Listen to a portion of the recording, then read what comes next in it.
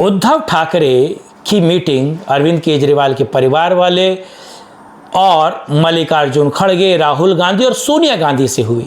लेकिन एक और मीटिंग उद्धव ठाकरे की एक मेंबर ऑफ पार्लियामेंट के घर पे हुई जो राज्यसभा का मेंबर है।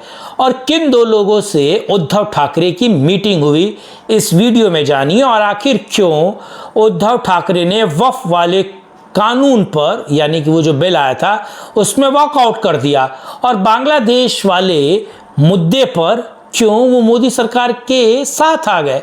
महाराष्ट्र में सियाची कहा जाए कि सियासी उठापटक क्या मच रहा और क्या फिर बदल महाराष्ट्र की राजनीति में होने वाला है, ये वीडियो देखिएगा अंत तक।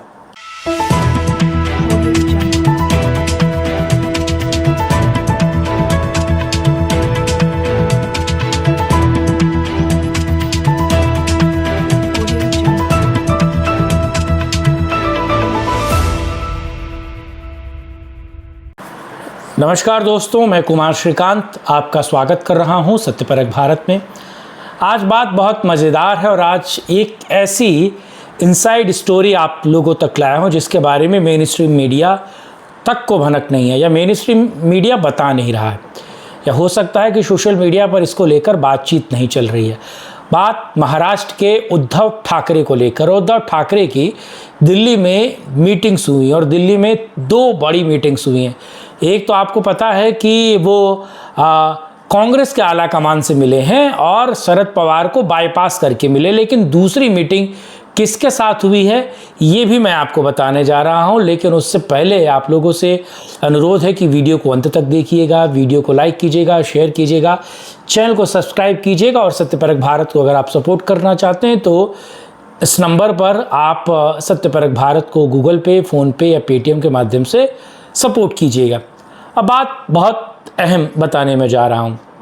आपको ही पता है कि 2017 का पहले 2019 का मैं इसमें जिक्र करूं। 2019 में आपको पता है कि उद्धव ठाकरे मातोश्री से बाहर नहीं निकले और उद्धव ठाकरे ने अमित शाह को मुंबई लाकर बुलवाया, यानी कि मुंबई उनके घर में आकर मिलना पड़ा। और उद्धव ठाकरे का कहा जाए या फिर उनके पिता बाला साहब ठाकरे को कहा जाए, वो कहीं बाहर किसी से मीटिंग नहीं करते थे। वो कहते थे अगर किसी को मिलना है तो मातोश्री आकर ही वो उनसे मिले। और उद्धव ने अपनी मनमाफ़ी की, या फिर कहा जाए कि अपने मन के माफिक उन्होंने अमित शाह के साथ ये एक तरीके की दुर्व्यवहार किया।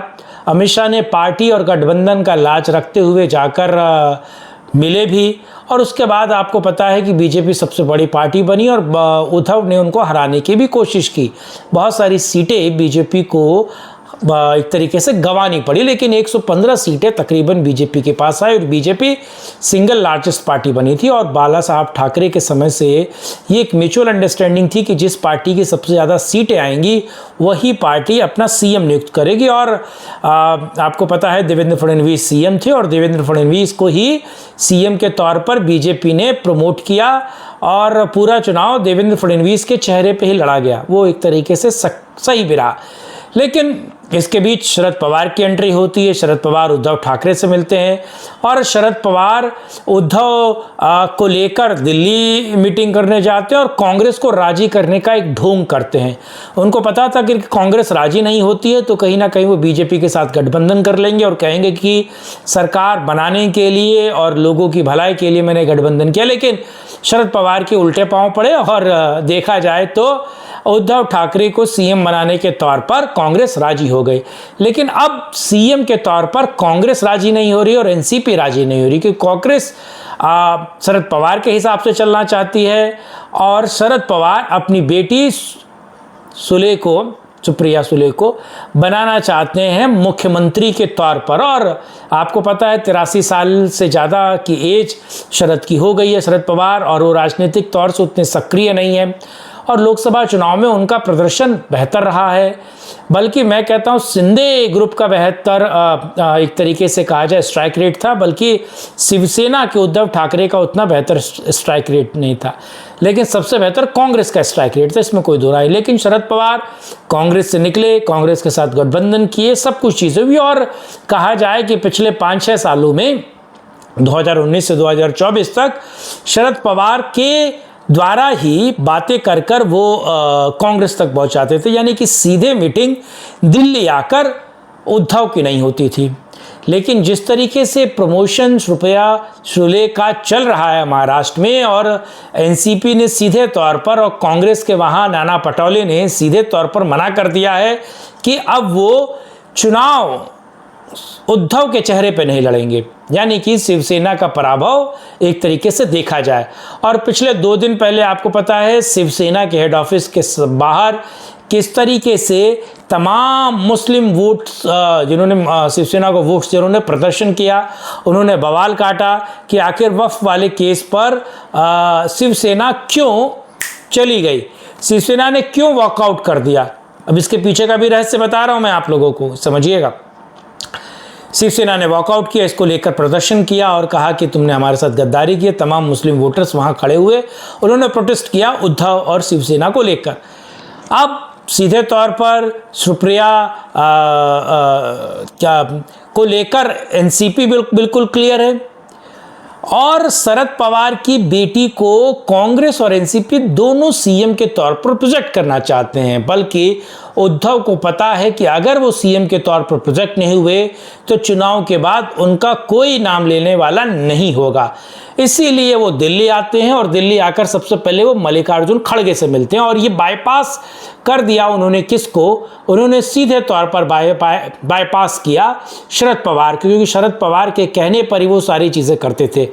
यहाँ कहा जा रहा है कि वो राहुल गांधी से भी उनकी मीटिंग हुई और सोनिया गांधी से भी एक मीटिंग हुई, और आपने वो चित्र भी देखे जब अरविंद केजरीवाल से एक दिल्ली के बौने से मेयर से के परिवार से मिलने के लिए उद्धव ठाकरे गए। लेकिन एक और मीटिंग हुई, ये मीटिंग ना बीजेपी ऑफिस में हुई, ना शिवसेना के किसी ऑफिस में हुई, बल्कि ये मीटिंग मेंबर ऑफ, चलिए नाम नहीं बोलूँगा लेकिन ये समझिए, ये मीटिंग हुई है एक ऐसे मेंबर ऑफ पार्लियामेंट जो राज्यसभा के मेंबर ऑफ पार्लियामेंट है, वो बीजेपी के कोटे से हैं, उनके घर पर बिना किसी को कानो कान खबर किए हुए उद्धव और नड्डा साहब के साथ साथ अमित शाह की एक मीटिंग हुई है।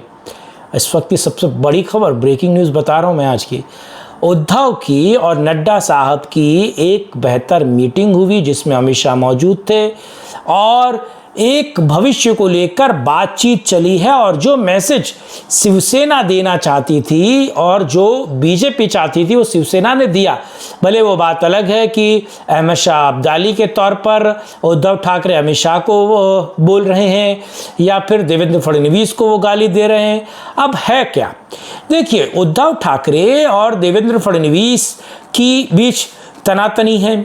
कहा जा रहा है कि देवेंद्र फडणवीस को बीजेपी का अध्यक्ष बनाया जा रहा है, तो वहां खुला खेल हो जाएगा, और पंकजा मुंडे के हाथ में ओबीसी चेहरा है और कमान होगी बीजेपी की महाराष्ट्र की।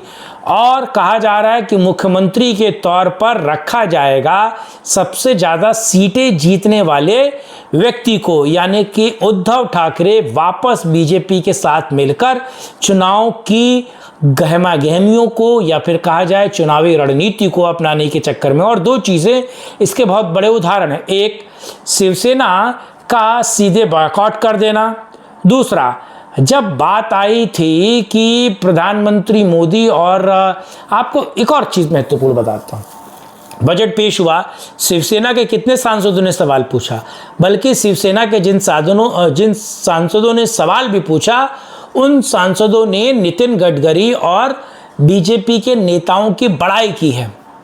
तो कहीं अंदर खाने खिचड़ी पक रही है। क्या कहा जा रहा है कि सिंधु को छोड़कर अब उद्धव को अपनाया जाएगा, और क्या कुछ होगा महाराष्ट्र में ये तो वक्त बताएगा। लेकिन ये मीटिंग की खबर मैं आप तक पहुंचा चुका हूं। ये वीडियो आपको कैसा लगा कमेंट बॉक्स में अपनी राय रखिएगा, और ये कोई नहीं, किसी ने आपको नहीं बताया होगा।